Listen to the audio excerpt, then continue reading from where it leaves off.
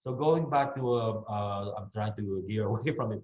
So always important to know your guidelines. And like Right. what you were saying, I use the ADA, American Diabetes Association guideline. Right. And actually for diabetes, I use three different ones. Okay. ADA, because they use a A1C of less than 7, if I'm not mistaken. You can Uh-huh. probably correct me if I'm wrong.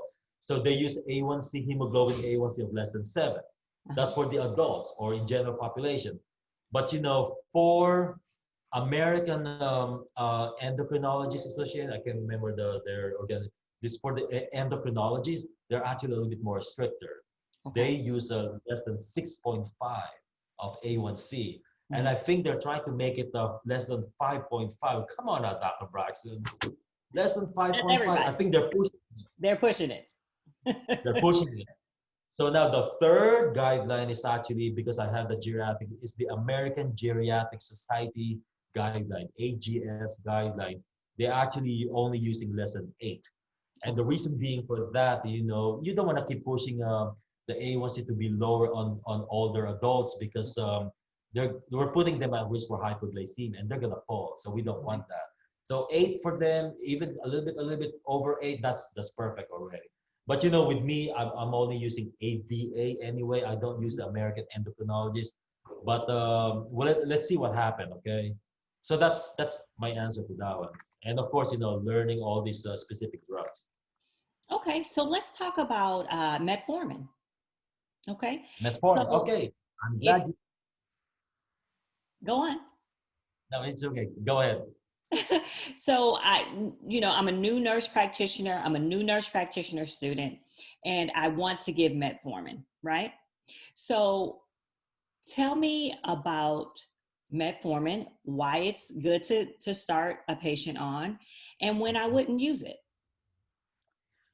Okay, like what I was saying, my imaginary bullet points on Mhm. metformin are very few. Okay. Okay. Okay. We're probably not gonna do the mechanism of action because you guys can look it up too. But this is what I always tell actually, not just the patients. When the patients hear this, and so with the provider, it's a boom boom. Like it's a really an eye opening for them. Okay. Metformin, and I tell these people here, especially for male patients, folks, aside from Viagra as the wonder drug, I would say metformin is the next wonder drug because it saved a lot of people with diabetes. And actually, back in the day, a lot of people are dying from it. They're losing all their limbs and everything. Right. And all this side complications. Ever since we had the metformin, everything went fine. Mhm. Number two, of course, my other bullet. After I tell them this, the only side effects that I hear from people, and they come back, and actually one of the patients here mentioned it. He said, "Oh, I don't want to be on it. It's the diarrhea or Oh, loose stool." right. And guys, when I tell patients, because see, we know when we don't, as a nurse practitioner, if we do not disclose it to the patients, when they start, if you have to tell them already the side effects, the common side effects, so they know what to expect. Right. Okay. To see if they did not know this and they start having all these loose stools all week long, or for so many weeks, they're Mhm. not gonna take it. Next time you see the patient, they'll be like, oh, actually, and you wonder why their sugar is still high because they stopped taking it. They're gonna lie to you. Oh, yeah, I've been taking it, Yeah. but to be honest, they just because they're not comfortable. They're walking out there in the public, seeing a lot of people. They kept going to the bathroom, and sometimes they got discharges. Yeah. Yeah. And they don't like that. So I tell them, okay, sir, you're gonna have diarrhea, but Hmm. that's actually a good thing. And I tell the patient because actually that's how people lose weight. And metformin is actually when people are metformin, people actually lose weight.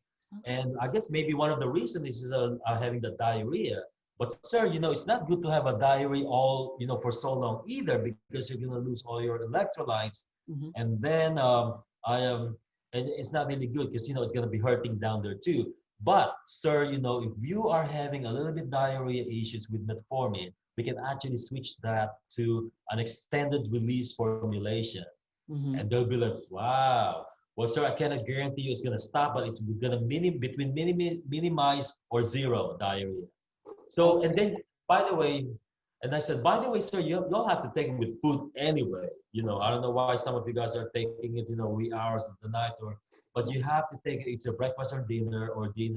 But then, you have to disclose this, Dr. Braxton, to all the patients, and they start feeling a little bit better, and then with this, because see, they have to realize, and I tell them this too, sir, imagine if you fail metformin just because of side effects. We didn't even try it if it's going to lower your A1C or your sugar.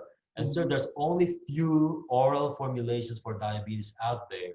And I'm afraid you're going to be started on insulin. I don't think you want that, do you? Oh, when people start hearing about insulin, no, I'll take it no matter what. And we can always adjust the dose here and there. Maybe it's too much for them.